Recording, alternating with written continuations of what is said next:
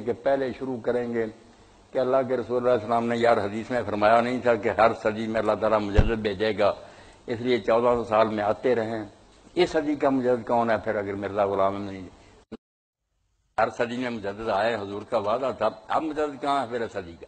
ایسی بات تم مانتے ہو کہ رسول اللہ قبر میں دفن ہے، عیسیٰ علیہ السلام آسمان پر چڑھے ہوئے ہیں، یہ تو تم نے عیسائیوں کو موقع دے دیا اسلام کو ذلیل کرنے۔ مانوی کہتا واقعی یا رسول اللہ کے مقابلے میں عیسیٰ علیہ السلام کو بڑھا دیا، پھر وہ موت مسیح کا قائل ہو جاتا۔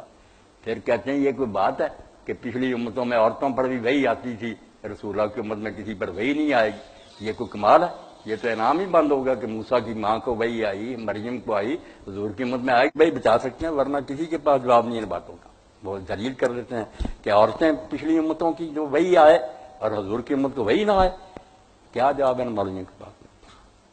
یہی بات انہوں نے خواجہ ناظم الدین سے کہی تھی، بیچارے شرمندہ ہو، تحریک ختم نبوت چل رہی تھی، یہ ملے جا کے، انہوں نے کہا خواجہ صاحب درود شریف پڑھے نا، انہوں نے پڑھا، کہنے لگے کریں کر لیں، اے اللہ محمد ان کی آل پر رحمت کر جس طرح تو نے ابراہیم اور ان کی آل پر کی۔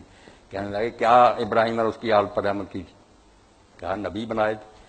انہوں نے کہا اگر اس امت میں بن نہیں نبی، دعا کیوں کرتے ہو پھر کہ ابراہیم کی آل پر جو رحمت کی تھی وہ جب حضور کی آل پر ہونی ہی نہیں تو مانگتے ہو کیوں؟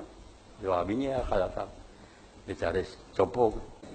اور یہ جو کرتے ہیں نا، طاہر قادری صاحب کراتے ہیں ختم نبوت دیوبندی، میں ایک قادیانی کو بلا دوں گا اگر یہ جواب دے گا میرا یہاں کر دے، ان کے پلے کچھ نہیں۔ برا کہنا کیا کافر ہیں بے دین ہے یہ نہیں، علم سے جواب دو کہ جو وہ باتیں کہہ رہے ہیں اس کا حل کرو۔